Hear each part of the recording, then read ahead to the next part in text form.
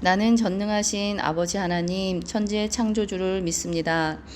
나는 그의 유일하신 아들 우리 주 예수 그리스도를 믿습니다.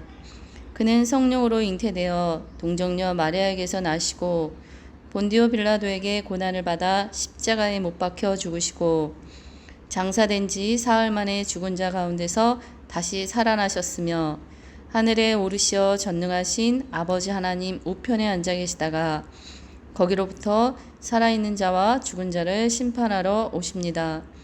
나는 성령을 믿으며 거룩한 공교회와 성도의 교제와 죄를 용서받는 것과 몸의 부활과 영생을 믿습니다. 아멘. 안녕하세요. 우리 9월 내담 아동부 친구들 잘 지내고 있죠?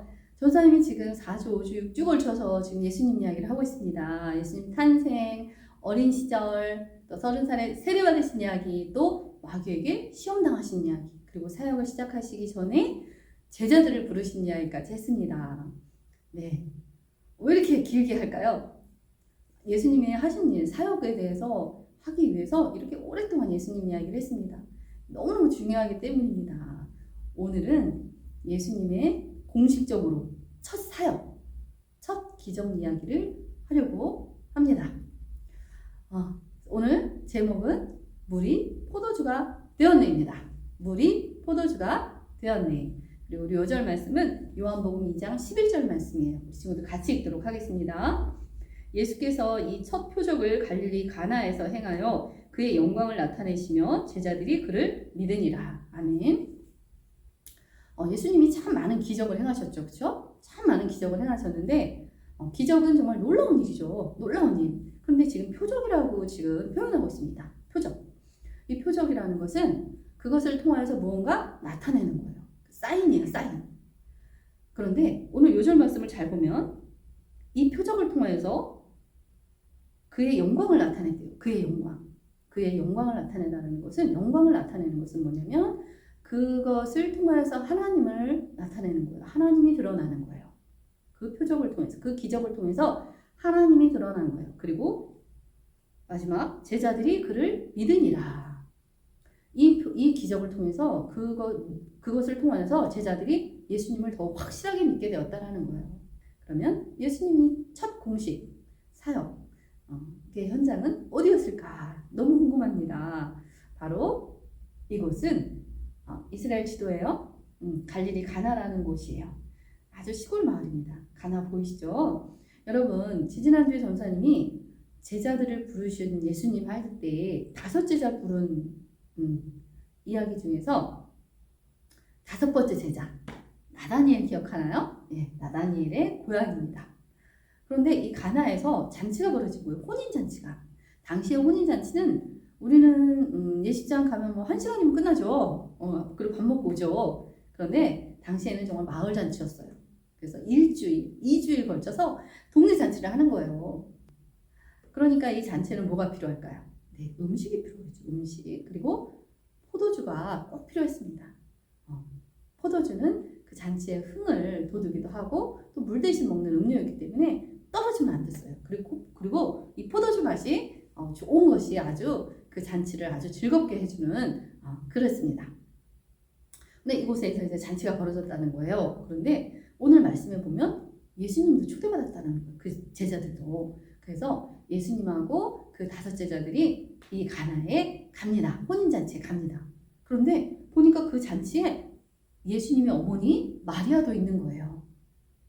그래서 지금 이곳에서 지금 어떤 일이 일어나는지 한번 보겠습니다. 오늘 본문 말씀을 보니까 이 잔치에 정말 없어서는 안 되는 포도주가 떨어졌다라는 거예요. 누가 보았냐면 마리아가 본 거예요.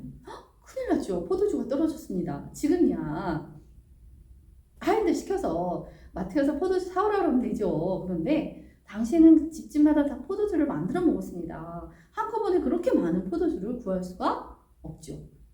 정말 난감한 상황입니다. 이 주인의 마음은 어떨까요? 그 오는 손님들을 포도주 없이 대접을 한다는 것은 상상도 할 수 없는 일입니다. 그때 이 마리아가 예수님을 찾아갑니다. 그리고 예수님에게 이렇게 얘기하는 거예요. 예수님, 지금 포도주가 떨어졌습니다. 그때 예수님이 나의 때가 아직 이르지 않았습니다 라고 대답하는 거예요. 그럼 이게 거절일까요? 승낙일까요? 네, 거절이죠. 가만히 생각해 보세요. 포도주가 떨어졌는데 마리아가, 예수님의 어머니 마리아가 왜 예수님을 찾아갔을까요? 예수님이 어떻게 하라고요? 포도주를 예수님이. 참 의아하죠? 근데 예수님을 찾아갔다는 거예요.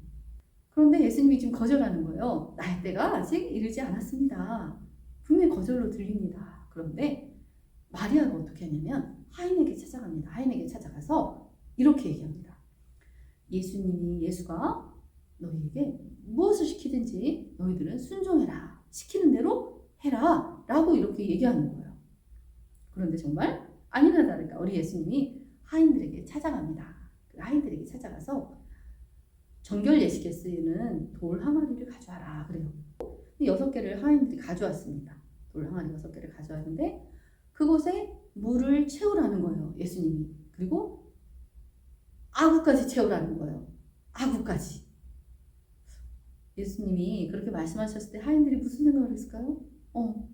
그래요. 마리아가 시키는 대로 하라 했으니까 물을 채우면 되지. 그래서 채웠을 겁니다. 하인들은 주인이 하는 말을 따르잖아요. 그래서 물을 가득가득 채웠습니다. 수고스러웠지만 그렇게 했습니다. 그런데 예수님이 또 뭐라고 말씀하시냐면 그 물을 떠서 연회장에 갖다 주어라 그러는 거예요.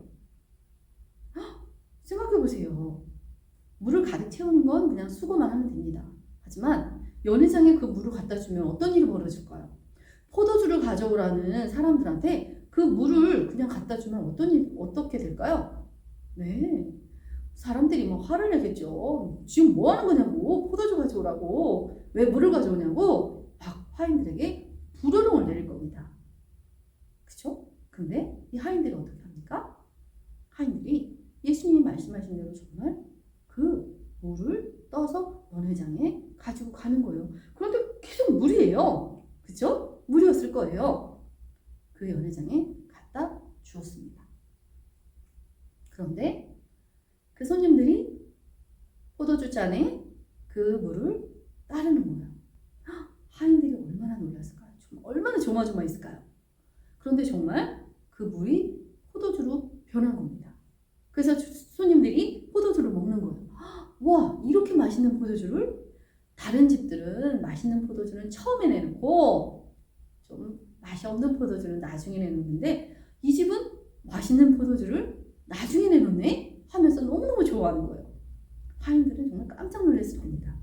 이 포도주, 물이 포도주로 언제 변했는지 우리는 알 수 없어요. 그죠? 하지만 하인들은 그 현장에서 있었습니다. 그 하인들이 정말 그 기적의 현장에서 그것을 두 눈으로 본 사람들이죠.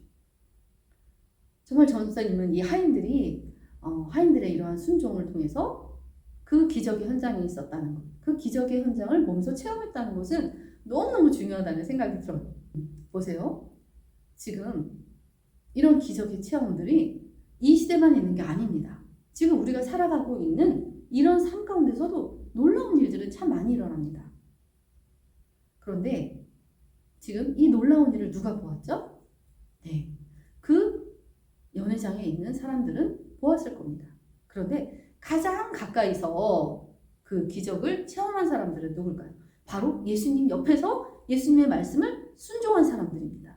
예수님이 가까이 있는 사람들이에요. 연회장에 그 수많은 사람들이 다 그 기적을 아니요, 몰랐을 겁니다. 모르는 사람도 있었을 거예요. 전달되어서 물론 들은 사람도 있겠죠. 하지만 에이 설마 이렇게 믿지 않는 사람도 있었을 겁니다. 여러분, 우리 예수님은 정말 놀라우신 분이에요. 우리 삶 가운데서 진짜 놀라운 일들을 많이 행하시는 분이에요. 보세요. 그 연회장에 정말 많은 사람들이 있었습니다. 그 많은 사람들이 있었는데 모두가 예수님의 그 기적을 다 눈으로 보고 체험하고 감격하지 않았다라는 거예요. 지금도 마찬가지입니다. 교회를 많이 다니고 있죠. 많이 500명, 100명 교회 안에 많은 사람들이 들어오고 또 나갑니다. 그 모든 사람들이 예수님의 그런 기적을 다 체험하지는 않습니다. 들어서도 알고 때로는 멀리 있어서 우리가 그것을 체험하지만 그것이 내 것이 되지 않을 때도 정말 많습니다. 하나님의 나라, 그 복음은 이렇게 비밀스러운 거예요. 여러분, 한번 봅시다. 하인들은 어떨까요? 내가 예수님 말씀에 그게 순종했을 때 그 물이 포도주로 변하는 것을 목도한 사람이, 눈으로 본 사람들이, 그 사람들은 어떨까요? 네, 그 어떤 삶의 유혹이 오고 어떤 무엇이 그들을 방해할지라도 예수님을 절대 놓지 않을 것입니다. 그죠? 너무너무 확실하니까.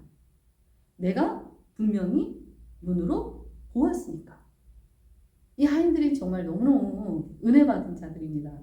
정말 아무도 알아주지 않아도 정말 묵묵히 자기 있는 그 자리에서 주의를 하는 사람들이 지금도 있습니다. 교회 현장에 많이 있습니다. 그분들은, 그 순종의 자리에 있는 그분들은 이렇게 하나님의 은혜를 받습니다. 우리 여러분들도 오늘의 이 기적, 이 이야기를 통해서 알았으면 좋겠어.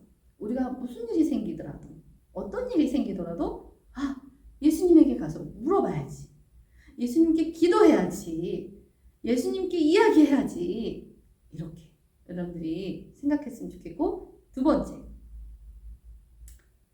복음은 누구의 내가 열려있는 거야. 그죠?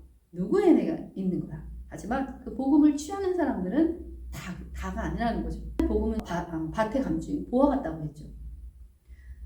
감추어 있어서 보이지 않아. 하지만 그것은 숨겨져 있지만 보화입니다. 그것을 캐낸 사람은 절대 그것을 남에게 빼앗기지 않죠. 바로 이 하인 같은 사람들인 거야. 이 하인 같은 이런 사람들이 이 보화를 발견한 거야. 예수 그리스도를 발견한 거야. 절대 누가 와서 그 무엇을 대가를 주더라도 절대 바꾸지 않죠. 너무너무 큰 보화니까. 바로 여러분들 하나님 나라, 이 복음, 예수 그리스도, 이 말씀은 보화 같은 거야, 여러분들. 그래서 여러분들이 그 보화를 캐내는 그런 즐거움을 맛보았으면 좋겠습니다. 어떻게 그 보화를 캐낼까요? 네, 말씀을 열심히 묵상합니다. 또 그 말씀에 열심히 순종합니다. 그럴 때에 그 보화와 같은 그 말씀이 여러분에게 진짜 보화로 주어질 거라 저는 믿습니다. 기도하겠습니다. 사랑해 주님 감사합니다. 물로 포도주를 만드신 예수님, 우리의 삶도 이렇게 변화시켜 주시기를 간절히 원하옵건합니다. 우리 하인들이 순종했을 때에 정말 놀라운 기적을 눈으로 보았습니다. 우리 예담 친구들도 말씀에 늘 순종하고 또 어려운 일이 있었고 난감한 일이 있었고 해결할 수 없는 일이 있을 때 우리 예수님을 찾아 나설 수 있는 우리 친구들 되기를 간절히 원하옵건합니다. 늘 주님 감사드리며 예수님의 이름으로 기도했습니다. 아멘. 하늘에 계신 우리 아버지, 아버지의 이름을 거룩하게 하시며 아버지의 나라가 오게 하시며 아버지의 뜻이 하늘에서와 같이 땅에서도 이루어지게 하소서. 오늘 우리에게 일용할 양식을 주시고 우리가 우리에게 잘못한 사람을 용서하여 준 것 같이 우리 죄를 용서하여 주시고 우리를 시험에 빠지지 않게 하시고 악에서 구하소서. 나라와 권능과 영광이 영원히 아버지의 것입니다. 아멘. 주의 가르침을 기뻐하며